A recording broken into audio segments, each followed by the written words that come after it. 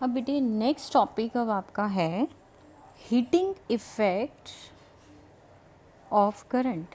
Heating effect of current, इसके अंदर हम क्या रीड करेंगे बेटे? इसमें क्या होता है, आपने घर पे भी देखा होगा कि अगर बल्ब को थोड़ी देर के लिए जलाओ या किसी भी इलेक्ट्रिकल एप्लायंस को थोड़ी देर के लिए अगर आप चलाते हो तो वो हीट अप हो जाता है। इसका मतलब ये हुआ कि जब भी किसी भी इलेक्ट्रिकल एप्लायंस में से जब करंट पास होता है या किसी भी वायर में से करंट पास होता है, यानी क्रोम वायर है या कोई भी फिलामेंट है, तो जब वो पास होता है, जैसे इलेक्ट्रिक हीटर है, अवन है, गीज़र्स हैं, तो उनके क्या होते हैं, फिलामेंट क्या हो जाते हैं, हीटअप हो जाते हैं। यानी उनके अंदर जितने भी फिलामेंट लगे हुए होते हैं वो क्या हो जाते हैं, हीटअप हो जाते हैं। और जब हीटअप हो जाते हैं तो इसका मतलब, और लाइट भी आपको देते हैं, यानी जब इलेक्ट्रिकल एनर्जी जो है वो किस में कन्वर्ट हो जाती है, हीट एनर्जी में कन्वर्ट हो जाती है। दैट मीन्स जितनी भी इलेक्ट्रिकल एनर्जी उसके अंदर कंज्यूम हो रही है, that converts into heat energy. This is called the heating effect of current. दोबारा एक बार बेटे मैं दोबारा बता रही हूँ आपको। जब एक इलेक्ट्रिक करंट किसी भी मेटालिक वायर में से, मेटालिक वायर मीन्स आप फिलामेंट ले सकते हो, इलेक्ट्रिक हीटर का, अवन का, गीज़र का, वो फिलामेंट क्या हो जाता है, हीटअप हो जाता है। और वो फिलामेंट जब हीट हो गया तो इसका मतलब जितनी भी इलेक्ट्रिकल एनर्जी उसमें कंज्यूम हो रही थी वो सारी की सारी किस में कन्वर्ट होगी, हीट एनर्जी में कन्वर्ट हो गई। और अगर कोई चीज़ हीट एनर्जी में कन्वर्ट हो रही है तो इसका मतलब this is called the heating effect of current. इसे हम क्या बोलेंगे, हीटिंग इफेक्ट ऑफ करंट। अब क्वेश्चन ये अराइज होता है, व्हाई डज दिस हैपन, ऐसा होता क्यों है? बेटे एक कंडक्टर है, इस कंडक्टर के अंदर, एक मेटालिक कंडक्टर है, इसके अंदर बहुत सारे फ्री इलेक्ट्रॉन्स होते हैं, बहुत सारे फ्री इलेक्ट्रॉन्स होते हैं। जब ये फ्री इलेक्ट्रॉन्स, हम इसके चारों तरफ एक पोटेंशियल डिफरेंस अप्लाइड कर देते हैं, ये बैटरी है, ये की है, एक पोटेंशियल डिफरेंस हम इसके चारों तरफ सेटअप कर देते हैं। जब एक पोटेंशियल डिफरेंस हम अप्लाई करते हैं इस मेटालिक वायर के अक्रॉस में, तो बहुत सारे फ्री इलेक्ट्रॉन्स जो होते हैं वो लो पोटेंशियल से हायर पोटेंशियल की तरफ जाना स्टार्ट हो जाते हैं। जब इस तरीके से जाते हैं, वो लो पोटेंशियल से हायर पोटेंशियल की तरफ जाने की कोशिश कर रहे होते हैं, जा रहे होते हैं, तो ये क्या होते हैं, एक दूसरे से टकराते हैं। और किसके साथ टकराएंगे, पॉजिटिव आयंस, किसके अंदर पॉजिटिव आयंस भी होते हैं, तो पॉजिटिव आयंस और नेगेटिव आयंस आपस में टकराते हैं। और इसी कोलिजन की वजह से बहुत ज़्यादा एनर्जी जो है, इलेक्ट्रॉन जो है वो अपनी एनर्जी को पॉजिटिव आयंस को ट्रांसफ़र कर देते हैं, और इसी ट्रांसफरेंस की वजह से हीट जो है वो प्रोड्यूस होती है। I repeat, why does this happen, why heating effect of current is happen.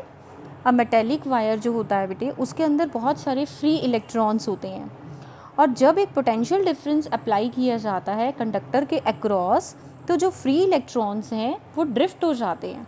Drift means फटाफट से इधर उधर भागना स्टार्ट हो जाते हैं, और कहाँ से कहाँ जाते हैं, लो पोटेंशियल से हायर पोटेंशियल की तरफ जाना स्टार्ट हो जाते हैं।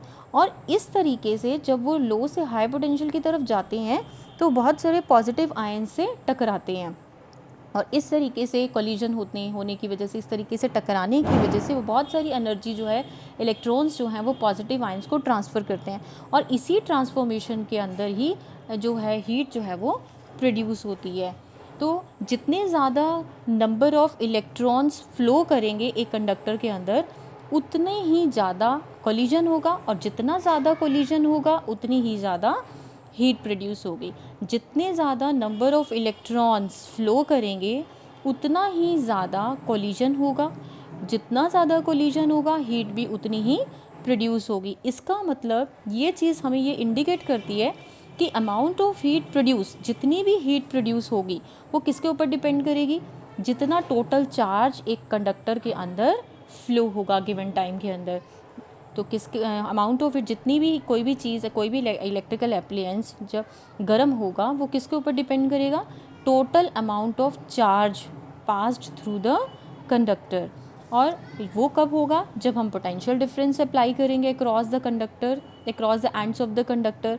और जैसे कि हमें पता है कि जो पोटेंशियल डिफरेंस होता है P, वो किसके इक्वल होता है, वर्क डन अपॉन चार्ज। वो किसके ऊपर डिपेंड करता है, वर्क डन अपॉन चार्ज, यानी W upon Q. Potential difference is represented by V is represented by V. V is equal to work done upon charge. V is equal to W upon Q, that means W is equal to V multiply Q. Let us consider this is the first equation. अब हमें as we know that I किसके equal होता है, Q upon T. I किसके equal होता है, charge upon time. अगर हम यहाँ से Q फाइंड आउट करें, Q किसके इक्वल होगा, I into T. This is the second equation. Putting second in first, हम सेकेंड को किस में पुट कर देते हैं, फर्स्ट में पुट करते हैं. तो ये W का फॉर्मूला आपके पास क्या बन जाएगा, V इंटू क्यू है और I V I T. W फिर से वही फॉर्मूला आ गया, W is equal to V I T. अब अगर ओम्स लॉ आता है, ओम्स लॉ में V is equal to I R होता है, V is equal to I multiply R. इसका मतलब W is equal to V की जगह पर जब हम आई आर पुट करेंगे तो ये आई स्क्वायर आर टी हो जाएगा. And this all work done will convert into heat, यानी H is equal to W is equal to I square R T and this is in joules. और अगर हमें इसको कैलोरीज में कन्वर्ट करना है, हीट को, वर्क को कैलोरीज में कन्वर्ट करना है, तो हम क्या करेंगे, 1 जूल जो होता है वो 1 calorie is equal to 4.186 joule के इक्वल होती है. इसका मतलब हीट अगर आपको जूल्स में गिवन है और आपको उसको कैलोरीज में कन्वर्ट करना है, तो आप क्या करेंगे, आई स्क्वायर आर टी को आपको किस में से डिवाइड करना है, 4.186 से आप डिवाइड करेंगे तो वो हीट जो जूल्स में थी वो किस में कन्वर्ट हो जाएगी, कैलोरीज में कन्वर्ट हो जाएगी. एंड बेटे ऑल दिस, ये जो हमारे पास फॉर्मूला आ गया है H is equal to I square R T, and this is called the Joule's law of heating, and this is also called the Joule's law of heating. This is called Joule's law of heating. और अगर Joule's law of heating effect आपको exam में आ जाता है तो आपने किस तरीके से डेफिनेशन करनी है, this proves that, this law states that कि H is directly proportional to the square of the current I, directly proportional to the resistance of the conductor R.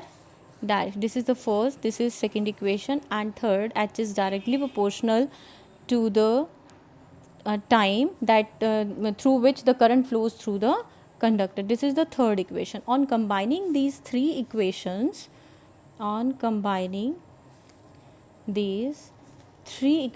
1, 2 and 3, then H is directly proportional to I square R T. This is the Joule's law of heating effect. Proportionality के sign को जब हम हटाएंगे, its value is 1, then H is equal to I square R T. तो this is the Joule's law of heating effect. यानी आप define कर सकते हैं कि heat produced in a conductor is directly proportional to the square of the current flowing in the circuit, resistance R and time T by which the current flows through the conductor. उसके बाद आप इसका ये mathematical expression दिखा सकते हैं, H is equal to I square R. अब बात आती है अदर फॉर्म्स. हम इसकी और भी फॉर्म्स निकाल सकते हैं joules law of heating effect की, क्योंकि हमें ओम्स लॉ मालूम है. और जैसे कि हमें पता है H is equal to I square R T आ चुका है, हमें पता है V इज इक्वल टू किसके इक्वल होता है, आई आर के इक्वल होता है, और R किसके इक्वल होता है, V अपॉन आई के इक्वल होता है. इसका मतलब H is equal to I square, R के प्लेस पर हम V अपॉन आई पुट कर सकते हैं, V upon I into T. I से एक स्क्वायर कैंसिल हो जाएगा, then H is equal to V I T, H is equal to V I T. उसके बाद हम और भी चेंजेस कर सकते हैं. R की जगह पर V अपॉन आई अभी हमने पुट किया, तो हमारे पास फॉर्मूला क्या आ गया, H is equal to V I T. उसके बाद I की जगह पर हम क्या पुट कर सकते हैं, V अपॉन आर पुट कर सकते हैं. I is equal to V upon R, then H is equal to V, I is equal to V upon R, तो V square R into T, ये कैंसिल हो जाएगा, then V square upon R into T. तो this is the another form of the Joule's law of heating effect. First formula H is equal to I square R T, another formula H is equal to V I T, and the third is H is equal to V square upon R into T.